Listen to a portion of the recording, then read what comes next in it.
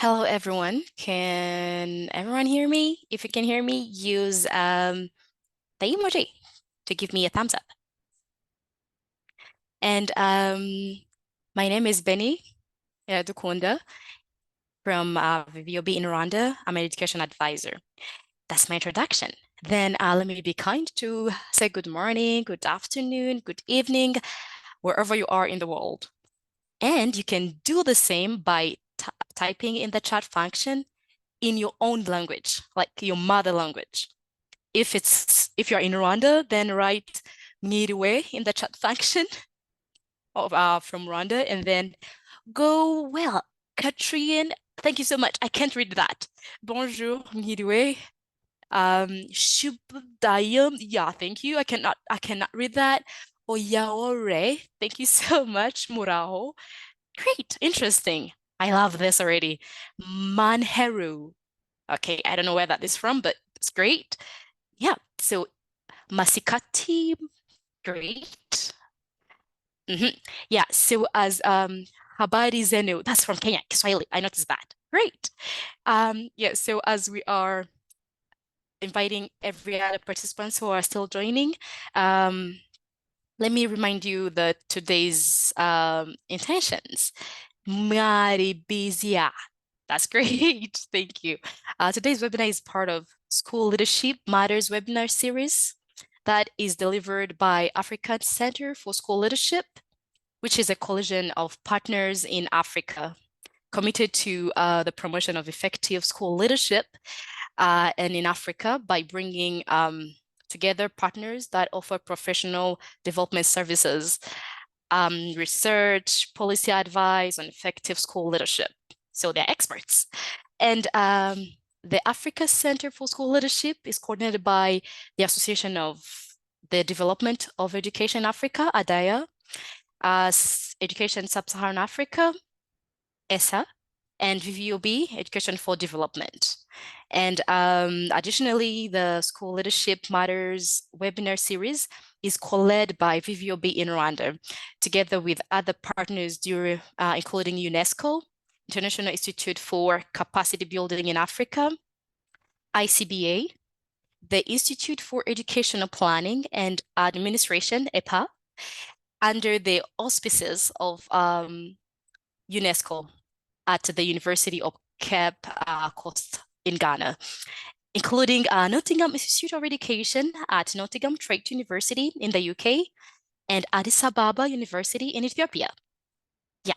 So before I start this exciting session on evolution of school leadership in Africa, with the subtopic called Lessons for the Future School Leaders Development, I would like to share a couple of housekeeping rules. I think if you are with me on the housekeeping rules, give me a thumbs up.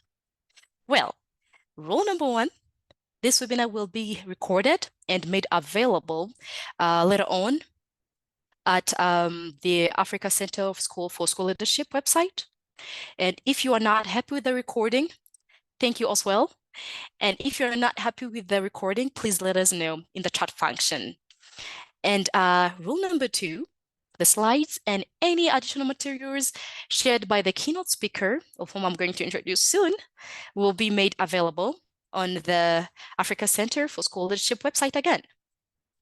Rule number three, any technical issues you experience regarding the recording, the audio, please use the chat function to let us know so that we can support where possible, not with the network issues. Yeah, but where we can help, let us know. Well, and the fourth one has two things to keep in mind. To ensure smooth delivery of this webinar, we have the following ground rules. A, please keep your microphone muted during the keynote speech to avoid background noise. Be careful with the children. I'm just kidding. B, we encourage you to ask questions, but please use the chat function. You can type it and we will address them during the question and answers section at the end. Then the last, but not the least, as mentioned, the session is being recorded. If there is no objection, then that means you consent to the recording and its distribution. So whenever we shall distribute it, then we hope you'll be fine with it. Great, thank you. I would like the technical person to share us the program so that I can let you go through so that you can know what you're expecting, right? Yeah, I think that's being fair. Here is the program. So by 2 to 2:10, depending on your time zone, it's the introduction and the setting of the scene, of which I'm doing, right? And then from 10 to 2:15, I'll introduce the keynote speaker, of which I have 1 minute to go into that. Then from 2:15 to 2:45, the 30 good minutes, we shall be having the presentation from the keynote speaker. Then from 2:45 to 3:15, we have the section for question and answer, reminding you that you have to type your questions in the chat function so that we can address them in this time. Then we shall be having the reflection from an expert, Philip Wood, the professor at education, professor of education at Nottingham Trent University in the UK. He'll be giving us the reflection. And then from 3:25 to 3:30, I shall be giving the announcement and the date of the next webinar. And then we shall end the session. Yeah, here we go. By 2:10, this is where I introduce the keynote speaker. Who is Mr. Tesfaye? Tesfaye Gomu is an accomplished academic and professional with robust experience in educational leadership, planning, and management in Ethiopia. He holds a bachelor's degree in administration from Addis Ababa University and a Master of Art from Bahir Dar University, both in educational planning and management. His career is marked by significant roles such as primary school principal, education program expert, and various other leadership positions at the zonal education office level, including vice head and head of the office in Ethiopia. Tesfaye has also worked as a teacher, educator, of course, at a training college in Ethiopia. He also worked at Ambo University, initially as a lecturer and college registrar, and since August 2019 as an assistant professor, of whom he's still working as an assistant professor by now. In his role, he advises graduate, undergraduate student, and fostering the academic growth in educational leadership and management. To me, if you want an advisor, call Tesfaye. Okay, a prolific contribution to academic research, Tesfaye has published in renowned journals like Educational Management, Administration and Leadership, Journal of Educational Administration and History, Content Education, and Ethiopian Journal of Education and Science. He's also a reviewer for several academic journals. So if you need a reviewer, don't be afraid to reach out to him. Currently, Mr. Tesfaye, he's pursuing his PhD at Addis Ababa University. Tesfaye continues to shape the future of educational planning and management in Ethiopia and beyond. His dedication to education and research has made him a respected and influential figure in educational leadership and management. On school leadership, Tesfaye is known for his work on the selection, preparation, and development of school principals in Ethiopia. So this is who we're going to be accounting with. And before we get started with the keynote speaker, Gumu is going to deliver us, to remind us why we came together here. And then we are here because we care about quality education as a prerequisite for Africa's development. Moreover, throughout this webinar, we will be exposed to different education systems so that we may really understand the quality of education needed to support vibrant education in Africa. Even so, numerous researchers have clearly indicated that there is a need for school leaders to be trained so that they can be familiar with leading the schools, and that there are some gaps in the selection of competent professional school leaders. So without any further ado, let me welcome Assistant Professor Tesfaye Gemechu Gomo. Mr. Tesfaye, please welcome. Okay, thank you very much, Benny, for that introduction. I am very much excited to handle this presentation. Please allow me to share the slide. Etienne, please allow me to share the slide.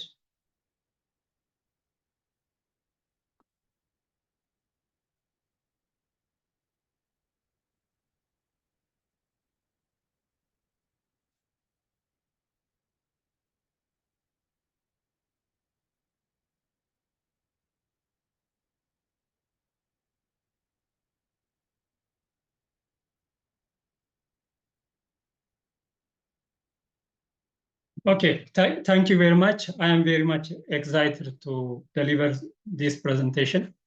The topic is Evolution of School Leadership in Africa with special reference to Ethiopia, Lessons for Future School Leadership Development. This will be what I am dealing with. Actually, I will walk you through the 4 education system in Ethiopia along with their educational leadership in general and the school leadership in particular to draw lesson for future school leadership development. So to begin with, the provision of vibrant education needs quality leadership, but this also needs understanding and improving policies and practice related to the school leadership, which can be achieved by counting historical discourses, by looking into historical developments. Therefore, this presentation will largely based on what is in the article, Development of School Leadership, Foundation, Self-Dependence, and Historical Erratic Evolution, but I will also consider other evidences. So this presentation will be, it will focus at very general level, and leadership development will be used in a sense that it relates not only to preparation, but also include other mechanisms that can help school leadership to gain capacity to deliver the school leadership role. So let me start with indigenous education. Amayo states that the Afrikaners talk of human race. From antiquity to the present, have a system of education sound in both ideology and practice. This is about the existence of educational roles that worth consideration in Africa. There are similarities and differences between educational provision of African community, but it is this similar and different educational provisions that constitute African education. And as a whole, we can say that African education promotes self-help, coexistence, and interconnectedness.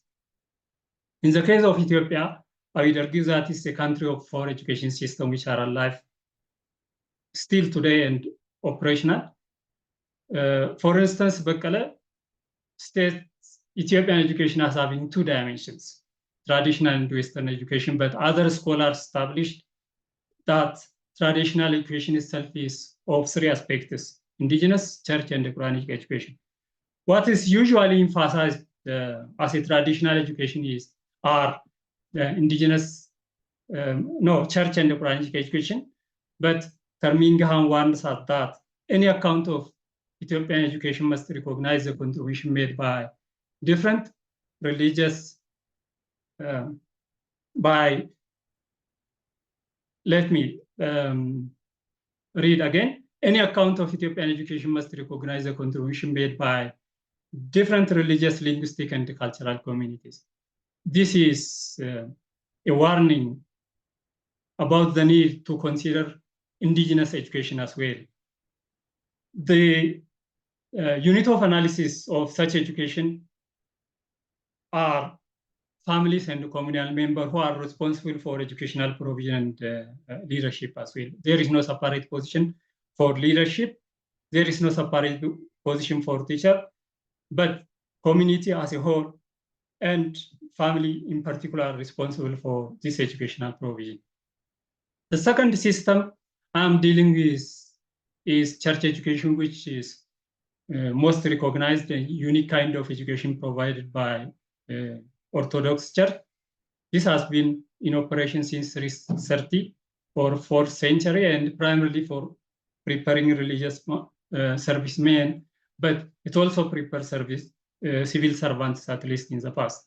This is of 4 educational structure or school, ንባብ ቤት፣ ዜማ ቤት፣ ቅኔ ቤት, and መጽሐፍት ቤት, which can be compared to basic, secondary, college and university and specialization level education. Specifically, መጽሐፍት ቤት is of 4 specialization area, and scholar who are able to complete one of the specialization can be compared to professorship, and specialization in all 4 areas obtain prestigious title for rights. This is very challenging and complex education, which takes as long as 13 years to complete, and the medium of instruction is Ge'ez, an ancient Ethiopian language. And there are a wealth of resources with educational provision or education system as a whole, but it is still untouched, and the goal is to consider this in considering educational development and school leadership development in particular. The fourth one is Quranic education, which is run by mosques. Its introduction was in 7th century. Similar educational phase as church, but it imparts Islamic ritual and tradition, and while also promote literacy and the media of instruction. Or this education is Arabic. Ethiopia was one of the first country, and it is the first country on African continent, and it's one of the first on the globe to accept Christianity and Islam. But this education, which are closely related with this religion, are indigenous since their introduction, and they are of formal nature, in a sense that they are institutionalized and structured. Both education systems help to preserve cultural, spiritual, and artistic heritage. One of the different characteristics of this education is teachers act as an instructor and leader as well. Of course, there is no separate position for leadership, while there is separate position for teaching, and therefore teachers assume leadership role as well, in a sense that they enroll students, organize teaching, and manage the whole teaching learning process. The fourth one is Western education, which was systematically introduced in 1908. There were background for its introduction, among which the Battle of Adwa was the key one. During scramble for Africa, Italy invaded Ethiopia, and Ethiopia resisted their lands and emerged victoriously from this battle. But it is not only the victory, they also witnessed the effect of modernization and the necessity of introducing modern education. Pancras in Ayaleo documented Empire Menelik saying the following upon return victoriously from the Battle of Adwa. I read, "We need educated people in order to ensure our peace, to reconstruct our country, and to enable to exist as a great nation in the face of European power." So one of the background was the Battle of Adwa. Even what has happened after the Battle of Adwa fueled further the introduction of modern education in Ethiopia. the victory of Adwa was so popular, it was so imminent that it popularized Ethiopia. And then Ethiopia was recognized as a sovereign independent state. Countries have created diplomatic tie and a negotiated treaty with the country. And this necessitated Ethiopian who knew foreign language and modern education, Western education was introduced as a means of achieving this mission. But there was resistance and even there was reluctance and even resistance to the introduction of this education. One reason for this was it didn't evolve out of traditional education. For instance, Kabade states that, I read, the greatest shortcoming of education in Africa in general and in Ethiopia in particular is that it is poorly related to and interlinked with the tradition of education which predate the coming of modern school. And therefore, it couldn't come as a surprise if people were reluctant to the introduction of this education. But it is not only about it is evolving from traditional education. There was negative experience toward this education. Attempts were made especially by missionaries from 16th to 18th century to introduce this education. Even they succeeded in converting Emperor Suetonius in 17th century. Then he declared Catholic as an official faith, where Orthodox faith was had strong presence, and this has resulted in chaos and bloodshed because there was strong resistance against this act from people. And this has resulted in deposition of the empire itself. Given this negative experience, sending one's children to this school has considered as a betrayal of one's honor and religion. And therefore, it needed intense negotiation between the empire and the mighty Orthodox Church. And therefore, point of negotiation were Orthodox teachers to be hired, Orthodox faith to be taught, and the Ministry of Religion to look after the school. And hence, Coptic teachers were hired as a result of this negotiation, and the education system was made operational. Therefore, evolution of school leadership, I will see in 8 phases, 7 of which are in the article I introduced at the beginning of this presentation. Phase 1 is evolution of school leadership into separate position. As I have mentioned in my previous slide, there was no separate position for school leadership in traditional education system in Ethiopia. As an introduction of this education system, separate position was adopted, and then the responsibility of leading school was delegated to Coptic and French headmasters. Even though the first school in the nation, which was Minilik Secondary School, was directed by the priest after the days of Minilik, that effort was not sustained, and the responsibility of leading school of the nation was reside with Coptic and French master primarily. But there was disruption again to this development during occupation period. After a preparation of 40 years, Italy emerged to capture Ethiopia from 1936 to 1941. And during this time, the war was going on, and the schools were either closed down or used as a military barracks. Scanty educational material were destroyed. Educated citizens, Ethiopians, were purposely and systematically massacred, while others were exiled. And at the end of the war, the infant education system was collapsed. It resulted in a collapse of infant education system. Phase 2 is Ethiopian replacement for expatriate staff.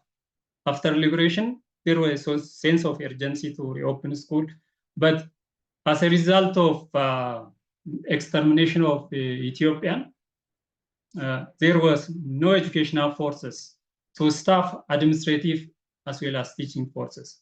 For instance, Wagaw write that, I quote, about 75 75% of those who had some modern education were wiped out during the years of occupation. And as a result of this, Ethiopia had to depend on the expatriate staff once again. And this time, schools were staffed with British and Indian administrators. But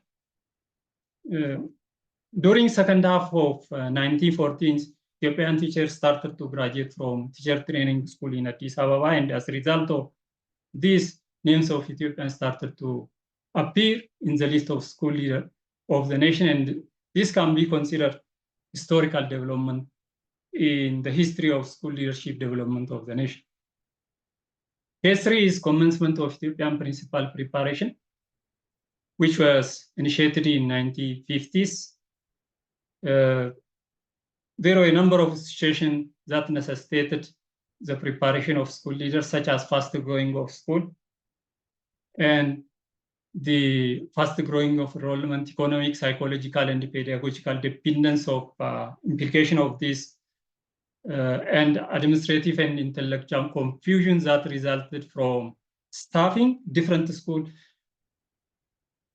Because there was an urgency, Ethiopia recruited every individual which was at its disposal as a result of which many expatriates from many different nations were recruited. And each school was staffed by expatriates from different country of origin. This has resulted in administrative and intellectual confusion. And because of these factors, there was a need for the initiation of school principal preparation in Ethiopia. This was conducted first at American University of Beirut, then it was instituted at Addis Ababa University. And of course, that heralded the foundation of the program with higher education institution on Ethiopian soil, which was a new chapter in the history of school leadership development. Phase 4 was reduction in the preparation. Of course, there is limited literature on this situation. This was during the military regime when censorship was very intense, and because of this, it seems because of this, there is limited literature on school leadership development during this time. But available literature indicates that there was an intensification of principal's task due to decentralization, increased size and complexity of institution, growth rate in number of teachers and students, and other factors. This necessitated strengthening principal preparation, but unfortunately, preparation at Addis Ababa University was discontinued and replaced with 6-week short-term training. And this represented preparation reduction. And therefore, the fourth phase is reduction in preparation. Phase 5 is deprofessionalization of school principalship. This was what followed the adoption of federal government system in 1991. What in the document was quite promising. Leadership was decentralized, policy emphasized professionalization, but contrary to this development, staff were made to elect school principal without considering their qualification. Thus, development has removed trained school principal from school principalship position, and Tagle Selassie termed this as deprofessionalization of school principalship. Phase 6 is re-emphasis of principal preparation. Following the issuance of blueprint of 2007, educational management was stated as a unique and vast profession, and training in this profession was envisaged, and the principal were massively trained in educational leadership and management area. According to Ministry of Education, this demonstrated attention of the government to professionalize school leadership. But one important development of the time was the removal of minor area from school leadership training. School principal in Ethiopia used to be trained in one major area in the area of school leadership and one minor area, usually in one of the school subjects. But that minor area was removed during that time, and it impacted flexibly deploying principal upon their removal from leadership position. Phase 7 is start of PGSL training. The qualification during this time was bachelor and master degree for primary and secondary school principal respectively, but in one of the school subjects, unlike the previous era. And they are supposed to take 2 summer short-term training, but there was concerns and dissatisfaction of participants, unhappiness with the degree nomenclature, and this has made implementation challenging. And of course, there was dispute even during the program inception, but without considering that dispute, the program was initiated and the implementation was not quite successful. Now, it seems we are in 8th phase, which represents the removal training as requirement. It is quite recent development following the issuance of education policy in 2003. The qualification continued as it is, which means it is BA degree for primary school and MA degree for secondary school, but in one of the school subjects, the different development during this period is no short-term or long-term training indicated in the document. And the term of school principal is also limited to 5 years with a possibility of an extension for 5 years. And this seems new development again. So having said this, what lesson can be drawn from the development I revised so far? Lesson for future school leadership development in Ethiopia in particular and in Africa in general. One lesson that can be drawn from the presentation is about involving stakeholders in crafting policies of school leadership development.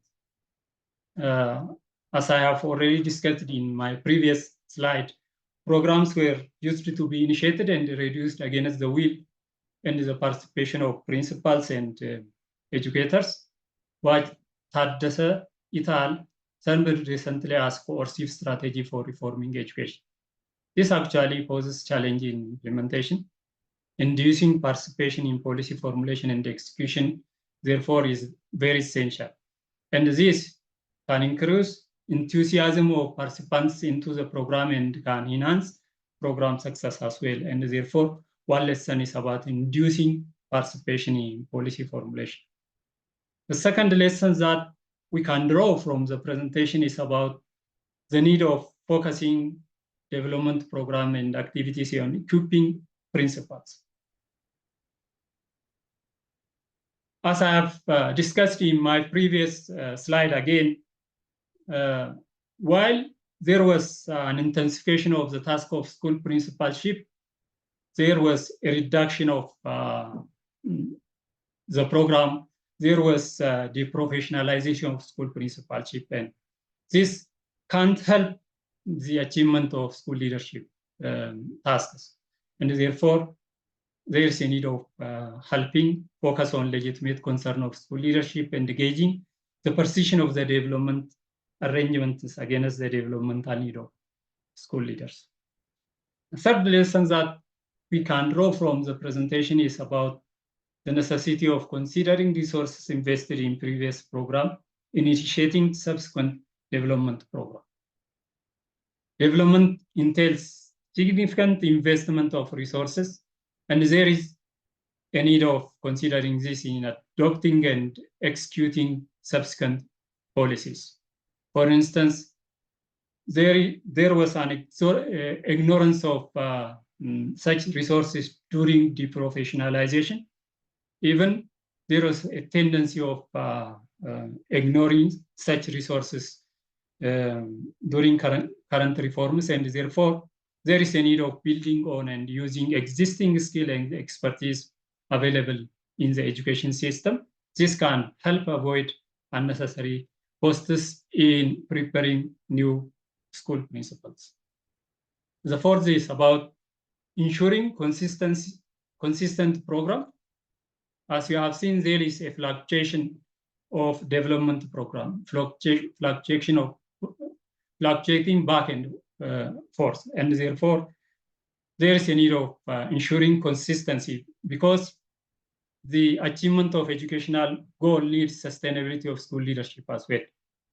And therefore, this can be achieved, for instance, through professionalizing school leadership or allowing them to stay as long as they continue to be productive in delivering the school leadership.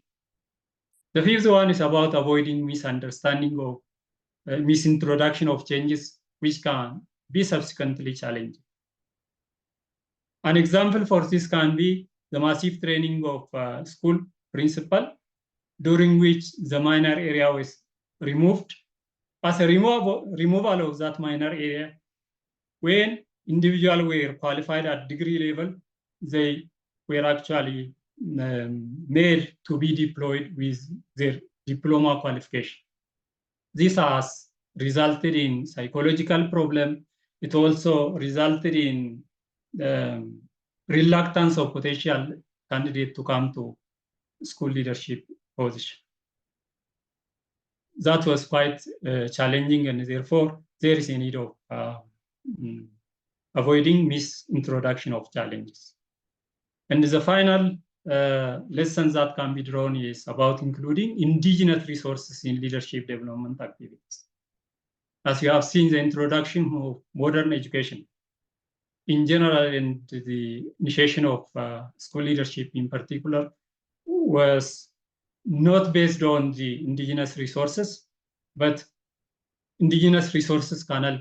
This is not about, every community loves, it is value to be included in education in general and in school leadership development in particular. But this is not a matter of simply love, but it is also a matter of what it can offer for fine-tuning school leadership development activities. I hope that more lessons can be drawn from this presentation for future school leadership development in Ethiopia in particular and in Africa in general. But I selected these 6 lessons for this presentation. And there are more to the article.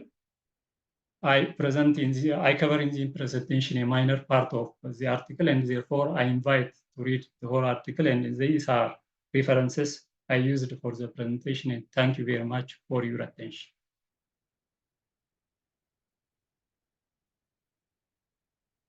Okay, this was quite a presentation, and thank you for your analysis. Thank you for the research done on the development of education through leadership. And as we go in the question and answer section, I would like everyone, wherever you are and whenever your time might be, please give us a reaction to Mr. To Assistant Professor, I'm sorry, Test 5, Michu, Gomu. Any reaction you want. If it's a thumbs up, if it's a clap, if it's anything, I will know how the presentation was. I'm waiting. Just 30 seconds from everyone.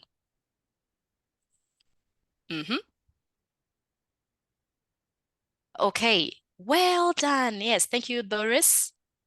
You're waving, okay. Thank you from Katrine. Great, thank you from Foster Cephas. Mr. Great presentation, great. Yeah, now these are all thank yous from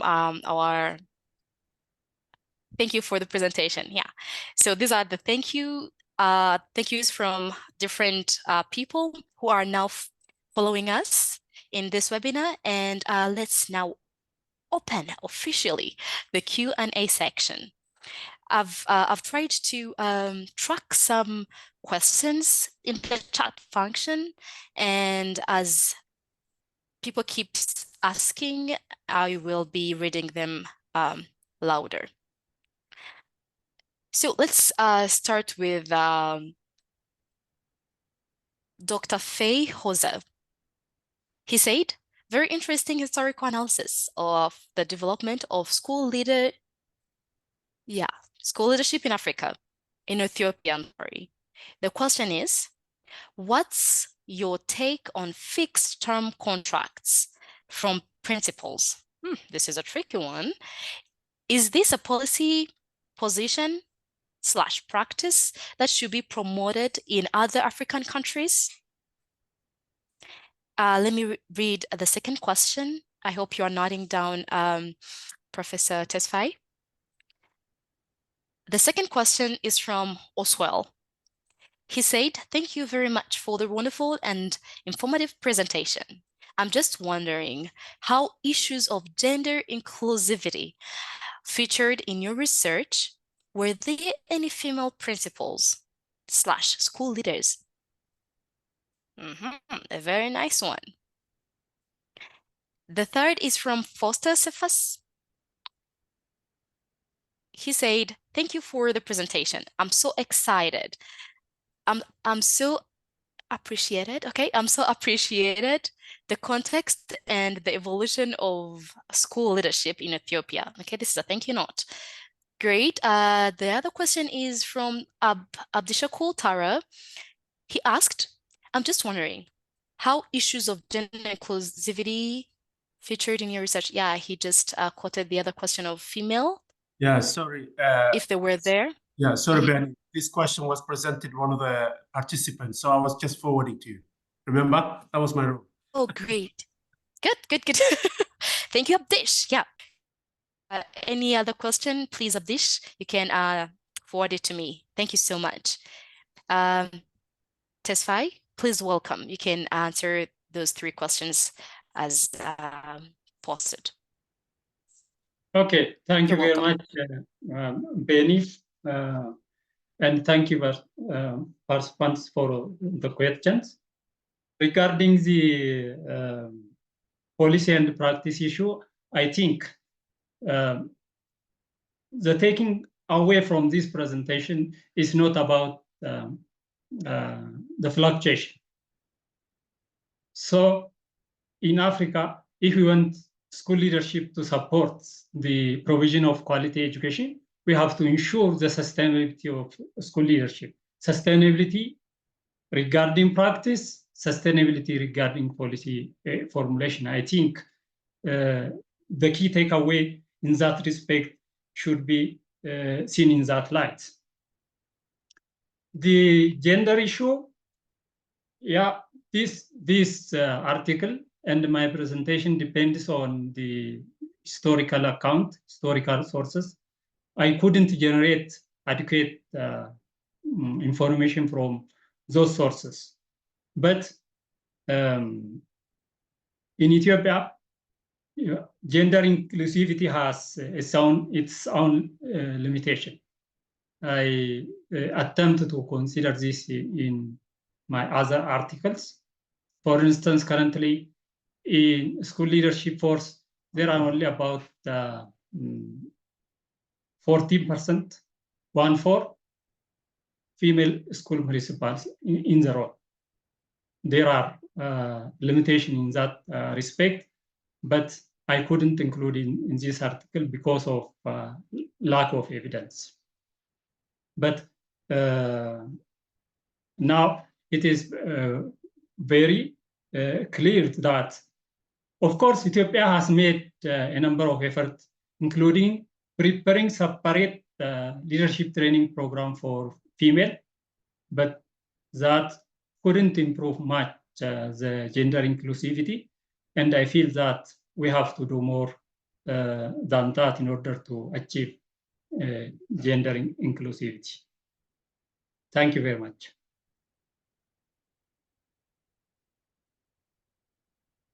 Okay, thank you so much. I hope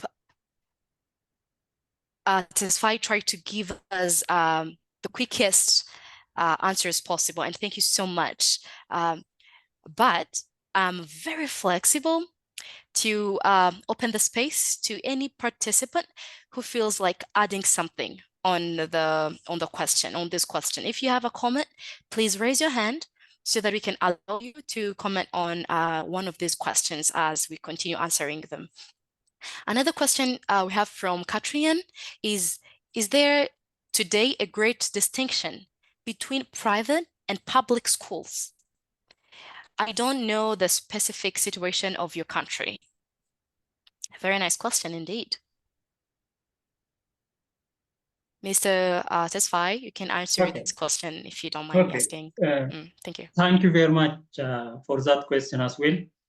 Regarding the qualification, there is no difference between private and public schools. The qualification is the same.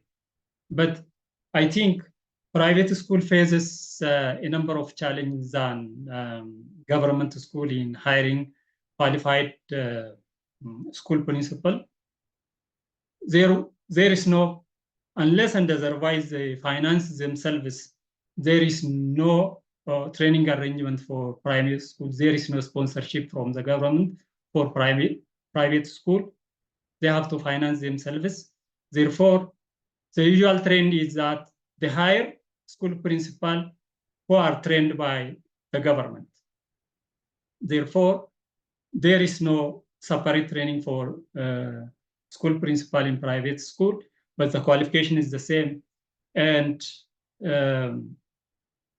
the challenging side of this is usually that there is a financing issue in private schools. And unless and otherwise, those educational institutions who can pay higher rates than government schools, they can have best school principal, but those private schools which are weaker with respect to the financial capacity, they can't get well-qualified school principal.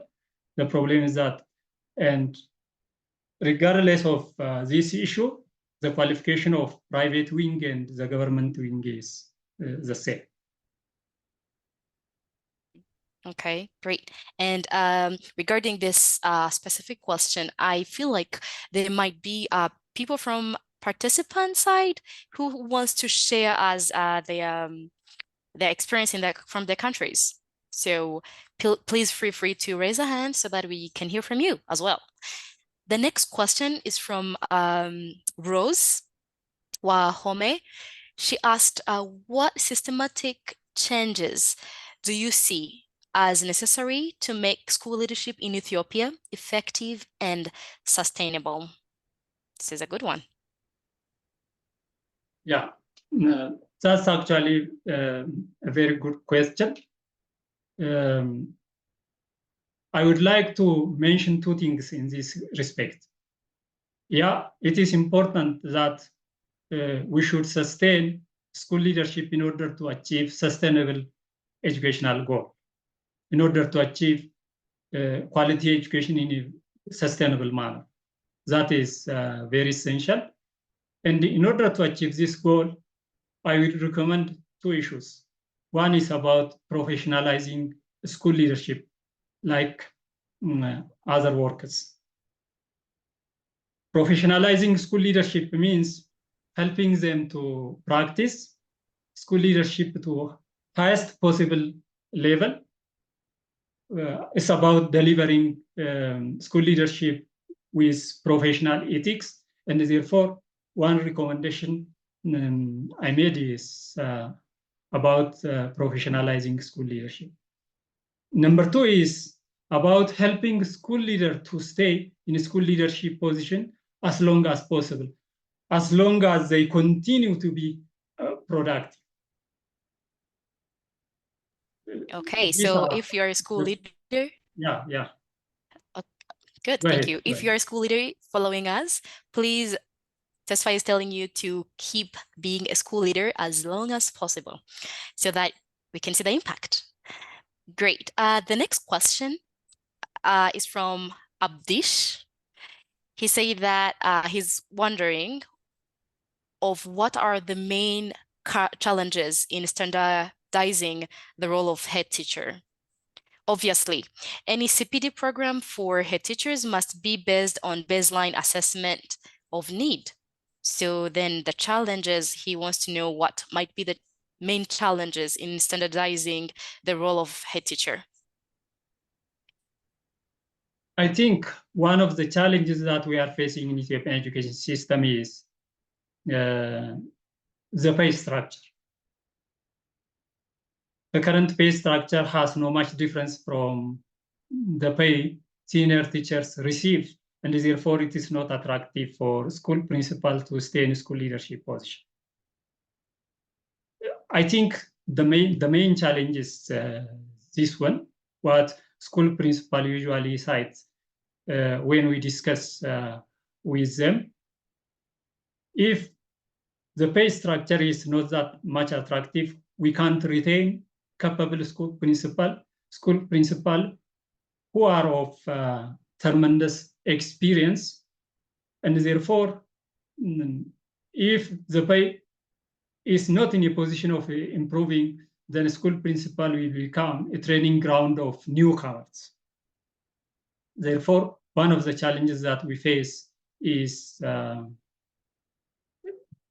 pay structure. There is no much difference between what senior teachers are paid and what school principals are earned. On top of that, the school principal task is mounting.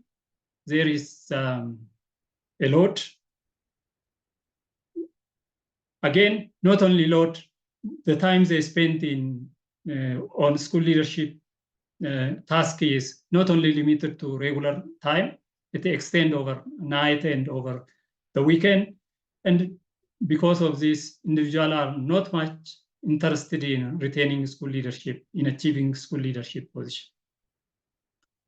Of course, there is standard for school leader, professional standard for Ethiopian school principal, but regardless of the existence or not existence of the standard, there is still challenges to retain school leaders in school leadership position. I hope Dr. Abdish is answered. And this very same question of the challenge, as Tesfaye mentioned, the workload is increasing. And then Mr. Fernando asked almost the same question. He asked, how do you conceive the distributed leadership in practice as role of school principals? This is much more of distributing leadership in practice. So how do you conceive that? Yeah, there is a talk about distributing leadership responsibility in the school. There are unit leaders who can share a great share of school leadership role.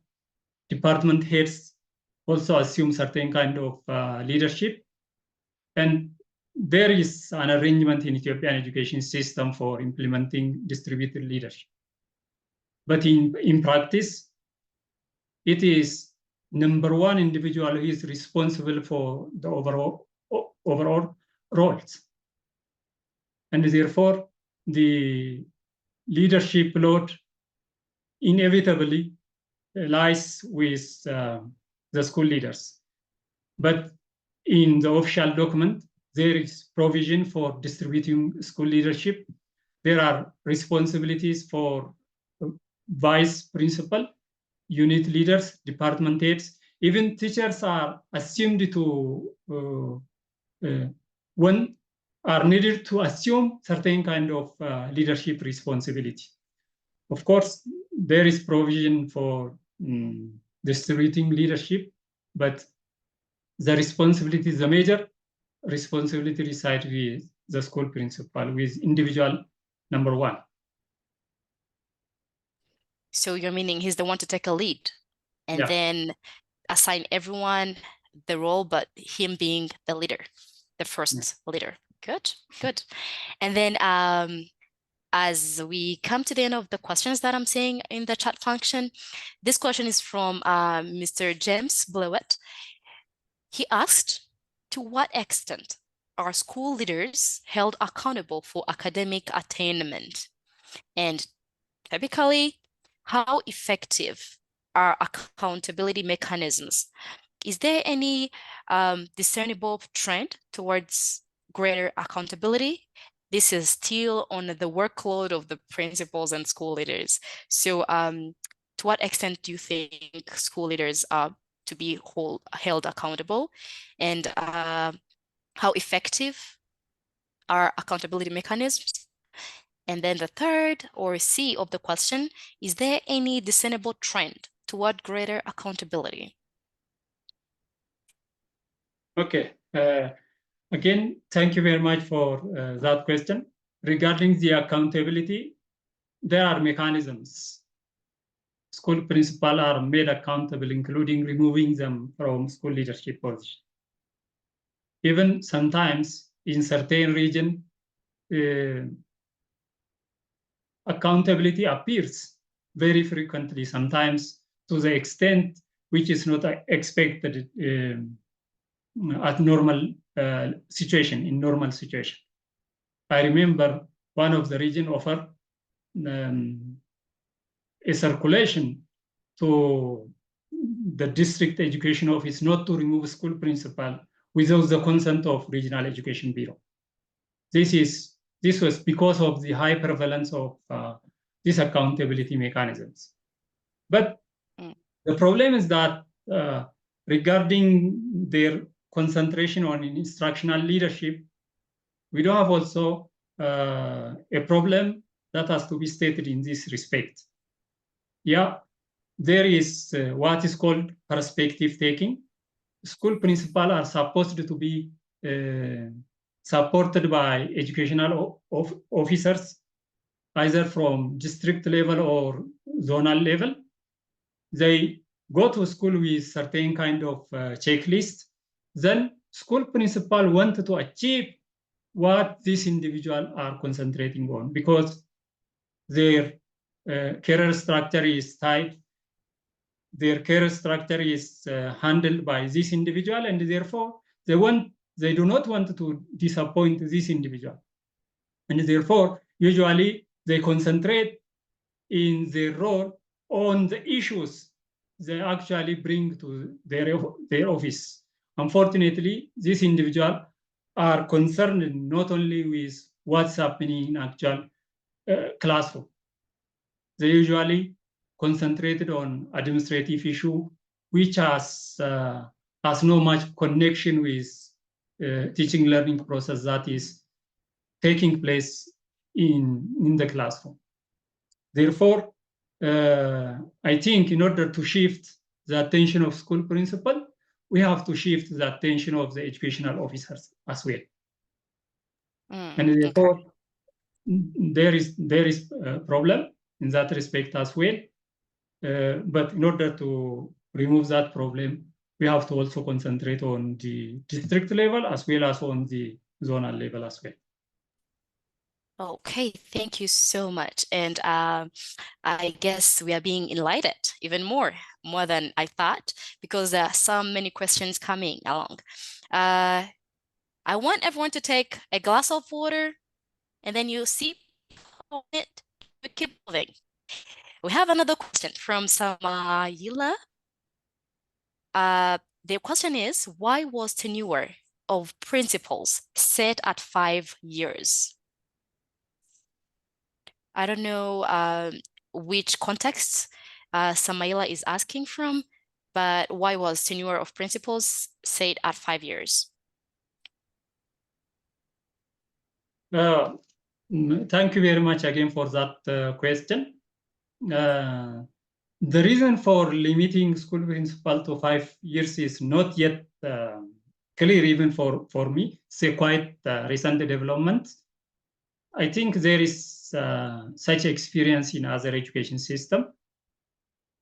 I think the logic behind limiting school principal to 5 years is because an individual can't, because of this load, an individual usually asked to step down after a stay of some years school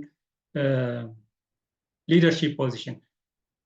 And I guess that it is to recognize this pressure from school principal, but it is quite a recent development, and you have to learn a lot about that issue in order to provide concrete reason for that. Benny, to you. Okay, thank you so much. I was wondering if there might be anyone who raised a hand so that they can share us. But as I told you before this question, did you drink your water? I have one with me. Let me drink. Cool. Now is the time from the participants to share us the experience on, yes, Mr. Tesfaye is doing the same. Take a sip on your water. It's summertime, remember? Yeah.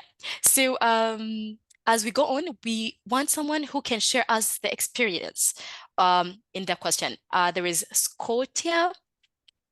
Our technical person will let her unmute, and then she share with us the experience from her country and what we can take from her experience. But after that, we shall, yes, Josephine is unmuted. Okay, you're welcome. You have 30 seconds to share experience. You're welcome, Josephine. Is it Josephine? Scotia. Yeah, Scotia. Yeah, thank you very much for the opportunity, and thank you, Prof, for the wonderful presentation. Can you hear me? Yeah. All right. So I want to say that in Ghana, I'm talking from Ghana, there is a vast difference, or there's disparity between the leadership in private institution and then the government institution. I happened to work with a private institution right after I completed my senior high school. So when you consider the kind of qualification that is accepted in the private institution, it is very low because, as you mentioned, they have limited funds. They are supporting their business. So the little funds they have is what they would look at to employ people. So when it comes to qualification and in recruiting teachers, I think for that one, they watered down the standard. And moving forward, I think that the government should equally pay attention to the private sector, because these people, or the teachers there, the principal there, are the people who are educating the same Ghanaians or the same students, whom some of them find themselves in the public education. So if the government is providing for those in the government sector, he could equally apportion some portion of his funds to cater for those in the private sector. So that's what I want to point out, that in terms of qualification, due to limited funds, the standard is a little bit watered. And the second thing I want to find out is that, is there any community of engagement so that the discussion we've started here can move on? Because it looks like after this, we all go back until there is another webinar. So if there could be a if there is a WhatsApp platform or any other form of communication to continue with this engagement, I think it would help. Thank you very much for the opportunity. I'm Scotia Kwanzaa. I'm the Research and then Publication Officer for Muna Kalati, Ghana. Thank you once again. Thank you so much, Scotia Kwanzaa. Now I have a new friend from Ghana. Oh, I'm becoming international. I can't believe this. Anyway, thank you for your comment and your concern. I believe that this is much more on policy making. The allocation of funds should be equal, because we want every school leader empowered, both in private sector or government schools. Thank you so much. I can see a strong woman in policymaking. Thank you for your comment, Scotia. Anyone with a comment to share with us? We still have some 7 good minutes to go. Any comment? Do you mind if I share a couple of things? Yeah, thank you.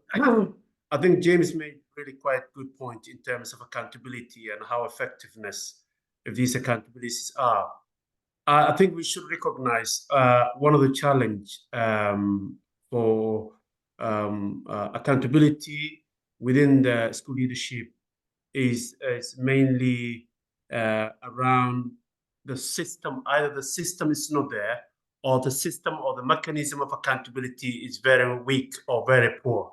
Yeah, when you have a decentralized system of accountability where the local community, local school governors are now responsible for the hiring and the firing of a head teacher, it's really quite difficult to accommodate any kind of effective accountability. And I think that requires quite very kind of rigor, kind of analysis on how the systems that are sometimes in place are not either effective or sometimes very weakly or poorly managed. So that's the kind of analysis I want really to highlight.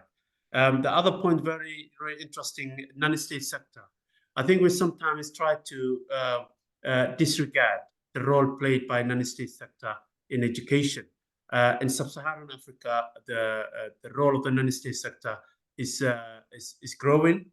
There is a recognition from the education bodies such as UNESCO, which has recently published the role of non-state sector in education, and I would suggest participants to have a look at it. And I totally agree with what Tesfaye said in terms of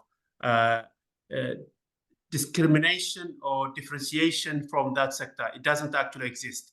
When there is a dedicated program of development for head teachers, those countries I've seen, there is no discrimination to say, oh, you are from private sector, so you won't be able to attend this development program. So I don't see any kind of concern about the accessibility of these programs by head teachers or school principals in the private sector.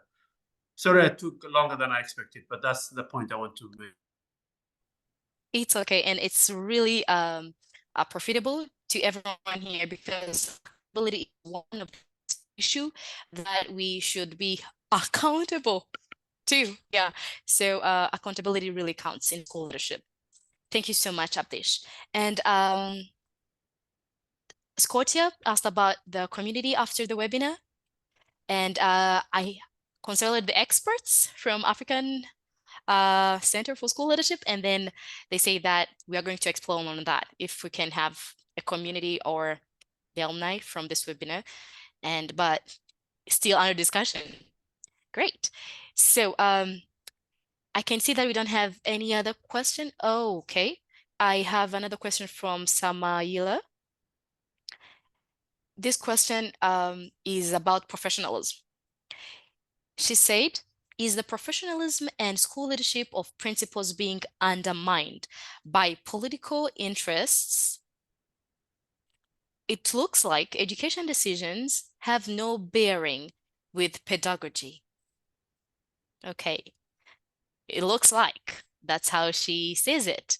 So if Mr. Tesfaye can answer that, please. The question is the professionalism and school leadership of principals being undermined by political interests? It looks like these education decisions have no bearing with pedagogy. Professor Tesfaye. Okay, thank you very much for that question as well. In the case of Ethiopia, the previous trend was that school principals are recruited with certain committee formation at the district level. And that committee is composed of educational professionals as well as political party representatives. And the concern in this respect was that the decision was mainly made by political party representative because everything can be related to politics. Even when certain government come to power, they actually implement their own education policies. They can implement their own recruitment system as well. But the concern with respect to selection of school principal, even there is a debate because the government comes with their policy, and therefore the implementation, an individual who implements that policy must also be recruited by this government representative. But the comment in Ethiopia is that the prevalence rate of such interference is high to the extent that professionals are ignored, and those who can entertain political interest are assigned to school leadership position, at least in the past. But there is much talk by the Ministry of Education recently to free education from political affair. And we are yet to witness how that will become successful in the future. But there is a talk to free the selection of school principal as well as education to free from from political interference. But the framework is that government come to power with certain policy, and that policy has to be implemented. And in order to implement this, the implementer has to entertain certain policy which has certain kind of political dimension. But currently, there is an effort to free education and the selection of school principal from political interest, but we'll see how they will succeed in doing so. That is what I can say. Thank you so much. And yeah, I'm on the same page with Abdish. Let's acknowledge Amina Yeklef. I don't know whether the spelling is correct of the second name. She posted the report of UNESCO about the non-state actors. And that will be helpful. Everyone, make sure to read that. Yep, including me. Well, there is 1 minute from the time that we had, and Chantal Kabanda Dusabe, she had a question. But first of all, she thanked you, Tesfaye, for your presentation. So briefly, in 30 seconds, is there any policy or framework about licensing of school leaders in Ethiopia? Yes, there is such policy in Ethiopia, which is issued in 2013, 13. And we are making an attempt to implement that framework. Indeed, there is such framework in Ethiopian educational context. That's a good news. That's great. Yeah. So another one before I open up for Philip Wood, our very own professor of education at Nottingham University, who's going to give us the reflection session. I would love to acknowledge Manos, who shared another report of non-state actors. Thank you so much, Manos. Yeah. So Dr. Professor Philip, are you there with us? If you are, then you're most welcome. Yes, I'm here. Yeah, hi Great. there. Thinking across the three webinars that we have, first of all, I'd just like to thank all the three presenters. It's been an absolutely fascinating series, and I think it's been incredibly rich in terms of certainly things that I've learned and things that I would take away. And alongside thanking the three presenters, also obviously the team that's put all of this together, I think it's been an absolutely fantastic opportunity. I think there's probably 6 things that I'd very briefly want to just sort of summarize really that come from all 3 webinars. First of all is just the sheer complexity of leadership. I think one of the things that we sometimes often forget is when people are very good leaders, we think it's quite a natural thing and it's quite an easy process, but it's an incredibly complex thing. looking at everything from the strategic to the everyday. And I think one of the things that the three webinars have highlighted is that there's no single correct way of doing leadership, that actually there are many different ways that we can approach it, and many different ways in which we can be successful. But however leadership is done, however leadership is developed, it's remembering that at its heart, really, it's a formative role about creating positive conditions. And obviously, all three presenters have talked in different ways about that idea of essentially creating positive conditions for learning.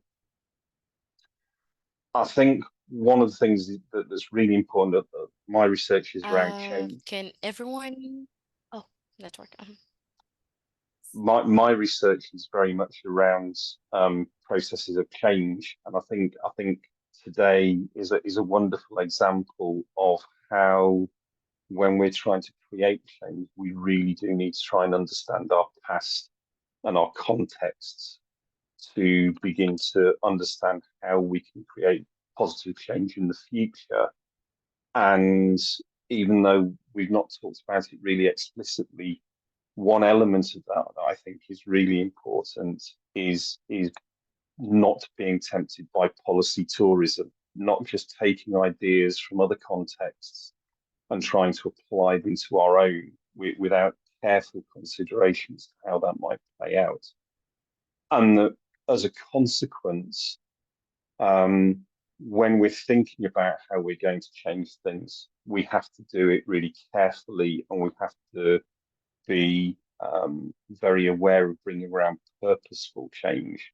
I think in many systems there has tended to be an increasing tendency to just bring about change as quickly as possible, because change is seen as being a good thing in its own right. We need to be careful, and we need to bring about change that we have a good idea and have good evidence is actually going to add value to our systems and to help the work of leaders. And then the last two things I'd say is that change should always really try and involve dismantling of barriers, and dismantle the barriers that sometimes exist, obviously for children, for students, but also for teachers.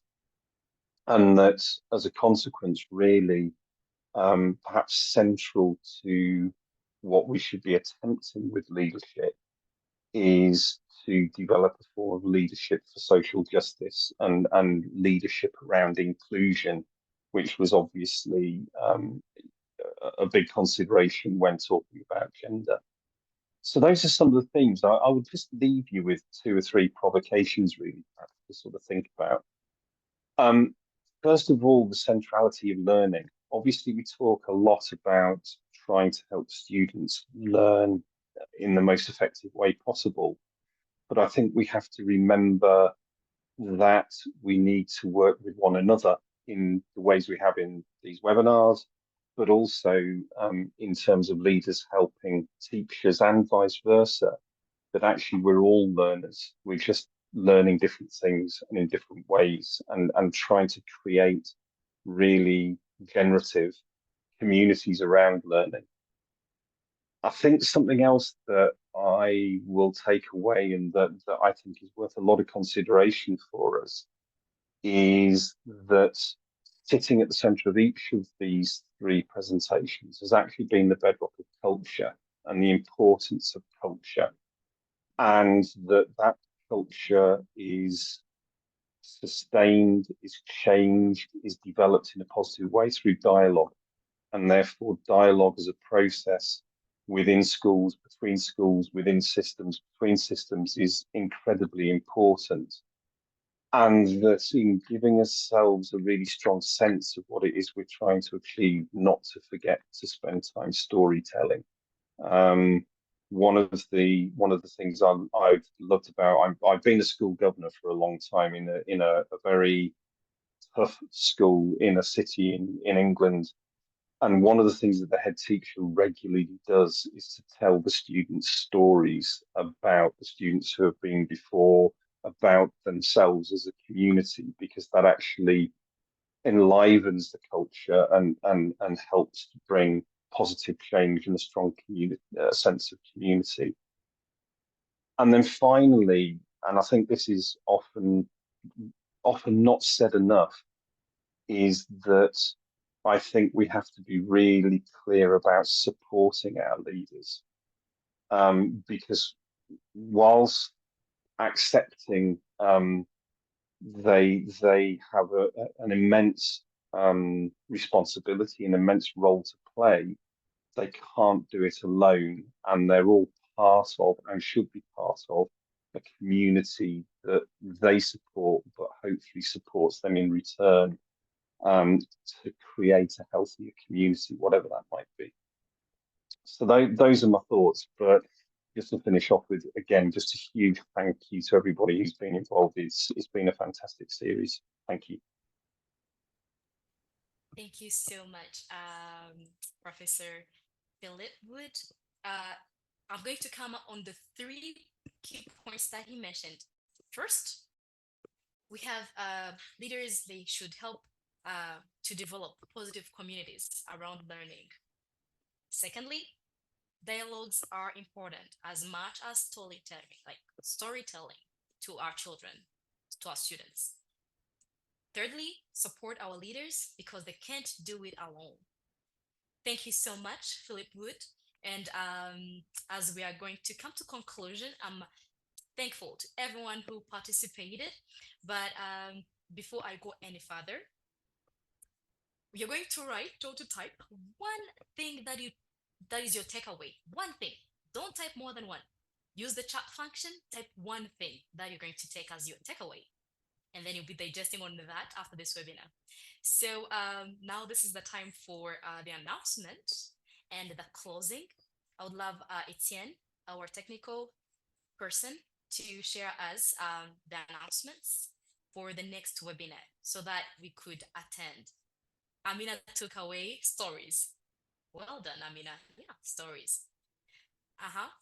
Etienne. Sustainability from Scotia. Educated from Update. I love it. Okay, as you keep typing of your one takeaway, here is the next webinar, which will take place in September 25th. It will be Wednesday. Mark your calendars, and it will be about leading and managing schools in low resources context. I love this one already. Yeah, low resources context. So no more claims on the low funding. I hope everyone will attend this one. Please mark your calendar.